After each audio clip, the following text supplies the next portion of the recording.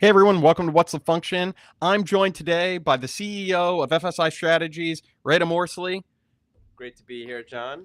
and we're going to talk about OneDrive, which we hadn't talked about before. And I wanted to bring this up because you're going to use OneDrive in a different way than I'm going to use it. And it is everybody's individual kind of document repository for their content.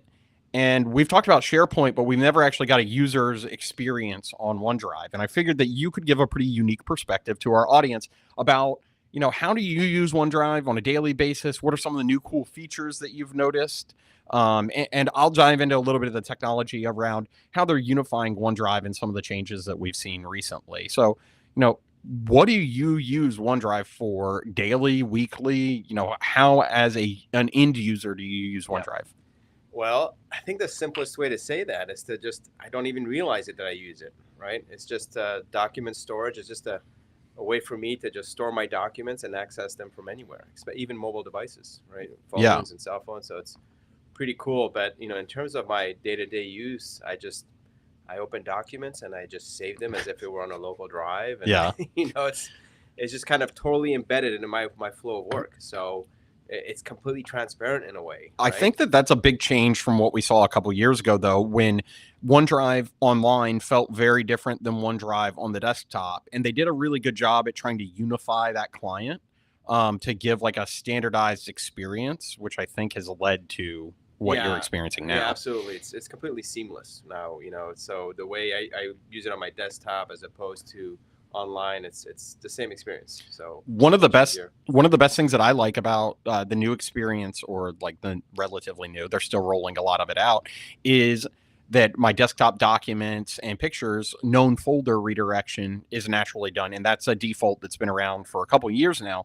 But being able to go to my mobile device and be like, oh, I saved this on my desktop, and you ask me for an Excel document or Yeah, something, and I can just send it from my mobile device, whether I'm on the train or sitting in traffic or yeah, that's very whatever. helpful. That's we do this almost on a daily basis here. The collaboration component to it, the being able to share the files, and being able to just review files on a cell phone. I think a lot of times I find myself with pockets of time, 5 minutes here, 5 minutes there, when I have the kids at the baseball game or what have you, and just being able to open a document through OneDrive on my iPhone is Yeah. just really, really, really valuable to me.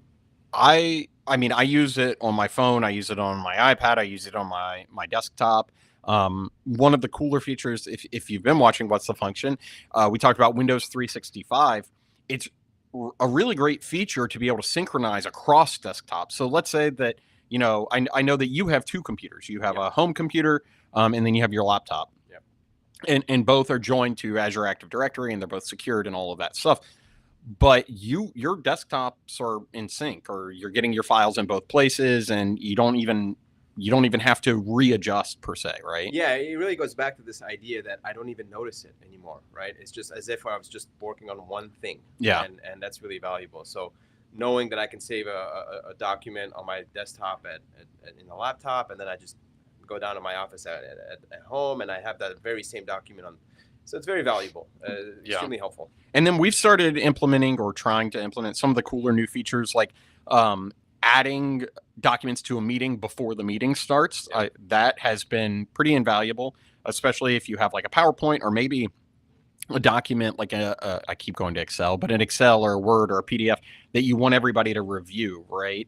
You can attach that into the meeting and then ensure that your users can get access to the data before, and maybe you put it in your agenda or the loop component that Yeah. they're now pushing out. Yeah, So that's like transforming your documents into intelligent documents, I think, yeah. which is really helpful. And as far as I understand it, right, you need OneDrive for that, or it has to be cloud enabled Yeah, document. so you've got to have OneDrive to be able to do the meeting document Yeah. stuff. OneDrive is in the background of a lot of things for teams. Most people don't realize that OneDrive and SharePoint, we talked about this before, but they're one major system. SharePoint sits underneath of OneDrive, and Teams really sits on top of both OneDrive and SharePoint. So to be able to use a lot of these new features, yeah, you've got to have OneDrive. And even if you don't realize, I think a lot of people, talking to the pervasiveness and transparency, a lot of people today use OneDrive, and I don't even think that they realize that they're using OneDrive. Like it's there, but they're not Yeah. experiencing it. I think that's the biggest success in terms of what Microsoft has been able to accomplish with OneDrive is that you don't even realize that you're using it, which is great. So you're getting the benefits of both worlds. So if you're a little bit older like me, and you're used to working with File Explorer and that way, right? You open a Word document, you create a Word document, you save it in with your File Explorer. That experience is still there. Yeah. And I know that's still a thing for a lot of people. A lot of people that we talk to, customers of ours, everybody says the same thing. Change is hard, right? Change is hard. If you're used to working in a certain way with your File Explorer. So again, being able to just know that you're using OneDrive without changing that is a huge thing. Yeah. I think that the more pervasiveness that it's caused, like if you have Box or something else, you've got to kind of go out of your way. Yeah. Microsoft being able to naturally integrate it directly into whatever it is, right? Whether it's PowerPoint or Outlook or whatever. Yeah. OneDrive is a part of it, and you're not even thinking about it. When I create a new Word document, my workflow is create new Word document, hit save. It'll automatically save in my OneDrive.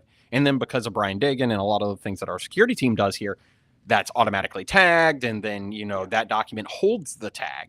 And that happens across OneDrive and SharePoint, and you can even add more security via using OneDrive. Yeah, that's super helpful. I think one of the features that has saved me many times is the versioning component of things. And the versioning in OneDrive is just incredible, right? So that's been very helpful. How many documents have you had to go back? And I like versioning, and then I also really like the compare.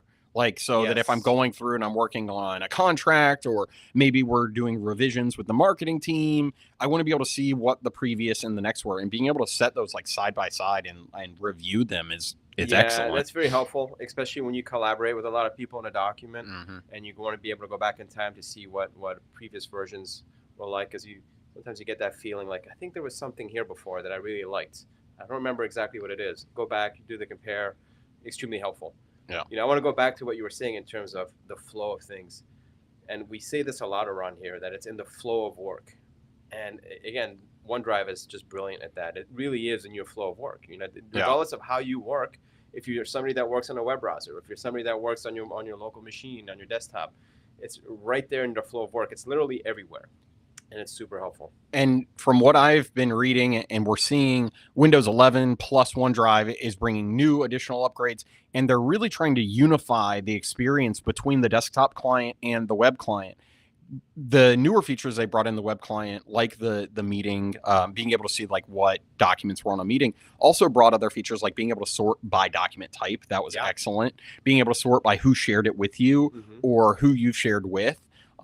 Those are features that people might not notice, because right now they're only available if you go to the OneDrive app specifically within Microsoft 365. Matter of fact, they're not even, if you're on Microsoft 365 and you click the files on the side, that's actually not taking you to OneDrive. That's like an overview. So there's technically 3 versions right now. And depending on if you're a regular user, maybe a little bit older, still using File Explorer, maybe a little bit newer of a user who just goes into that drop-in page, or if you're a power user of OneDrive, you actually go into OneDrive on Microsoft 365 and you get all of that rich data coming back. What I like to do when I access the OneDrive app on the browser, I do it a lot to access the SharePoint files, actually, which is actually really cool. I remember back in the days where you couldn't really access SharePoint files via OneDrive, but now you can. That's very helpful, both on a web browser, on my laptop, or even on my mobile device when I open the OneDrive app. Well, it was very interesting. They called it OneDrive, and then there were multiple drives, right? Yeah, every single thing that you did was a new drive being mapped. So it's really nice to actually have one place to go that is a central repository for SharePoint and for personal storage, which is why it's very interesting. We talked with Mike about it, but we said SharePoint's become a new microservice, and this even proves that more. Like, OneDrive is the client-facing piece, where you'll see, shared document libraries like accounting or finance or whatever, and then you'll also see all your personal documents like you said, that's all merged into one now, Mm-hmm. and that's becoming a unified client, which is excellent. Like Yeah. having a one unified client is what we're going after. So good job, Microsoft. Keep up the good work. Yeah, definitely. I mean, it's funny to see the evolution of OneDrive. I remember also, gosh, believe it or not, I think it was like almost 9 years ago, where syncing was a big issue. Groove.exe Yeah, and the sync and yeah, you would issues see were that all, yeah. process running in the background. You know, what's amazing now is syncing is. I don't think I've had a single issue with syncing whatsoever.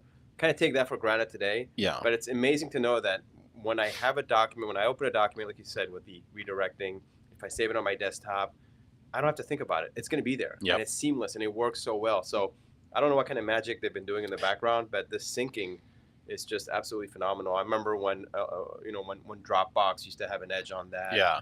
Now it's totally a different I ballgame. think that the competitors definitely had an edge for a while. Dropbox specifically had an excellent synchronization client. Yeah. And that was their whole thing from get-go was Yeah. the synchronization. I think OneDrive has caught up to that now, and the synchronization engine is, like you said, it's pervasive. It's great. It goes everywhere. I love it. Yeah. Well, I'll tell you what the thing that I love about OneDrive is not even as much as I love to use it. So as a user, the functionality that I love, what I really love OneDrive for is what it represents for an organization. Like you and I are both leaders in the organization, and the stuff that OneDrive provides to our company in terms of security and productivity, that's what really impresses me with OneDrive. I think that from a leadership point of view, it gives us amazing controls. Yeah. Great governance, great controls. It allows us to really go in and do things like data loss prevention and piggyback that off of our global data loss prevention policies. Yep. Right? If this were a file server and maybe we had some cloud storage and some file server, that'd be different. Neither here nor there. It is much better. Like the security and the governance and the compliance that we can hit with OneDrive is, and the auto labeling now that we're using, it's really phenomenal. So knowing that as an organization we can retain our data, secure it, and even identify it really, which is really helpful, because in essence of that, you're kind of worried about where's our data. It's a little bit everywhere. The leakage is a real issue. So now that you have it in OneDrive, and because it's seamless, it's because now it's in the flow of work, we've almost taken the user out of that equation. We're trying. It's very helpful. I know that's always a challenge, but that for what it represents from an organizational perspective, it's incredibly significant. I mean, I remember back when we had servers on-prem, and we've always had user drives, right? Like it's been built into Active Directory. It's been a thing forever, just so everybody knows. So we've always had that, but we always had roaming profile. We've always been attempting to get the data from the physical edge machine and move it over to a server-based environment. So we had roaming profiles, we had profile redirects, we had all of these different things to be able to make it work, and none of it really worked well. We always had issues, and I think the cloud has fixed a lot of that. But we've been trying to solve that problem, and now it's just solved. And we don't even have to worry about the device that's on the edge. If it has data, we're moving most of the primary data spots over to the cloud automatically. Are we 100% there yet? No, but I mean, the progress has been undeniable. And one of the things I really love about OneDrive is, we always say that the user will always find a way to take the path of least resistance. They will. Yeah. Well, now that OneDrive usage has become the path of least resistance, because it's so easy to use, you don't even know you're using it. Yeah. And so that's been really, really helpful for us. It's been very helpful for our customers too, that worry about their data, that want to make sure that they can control their data. And when we're entering, as we enter this age of AI and Copilot, making sure we have these controls in place are super, super important. Yeah, because I mean, that data will be able to, in theory, be queried by the user, and if it's in their personal OneDrive or shared, and that's the other thing. And we could dive into sharing links and how much Brian Dagan hates them, and he'll probably kill me if he hears this. But I want to thank you for taking the time out of your day to come and talk to me about something that seems simple, but it's kind of complex. And I hope that you want to join us again, and we'll talk more about fun things in Microsoft technology. Well, I love the set here, love being here, and I look forward to doing more stuff like this. Thanks, Redha. Thanks.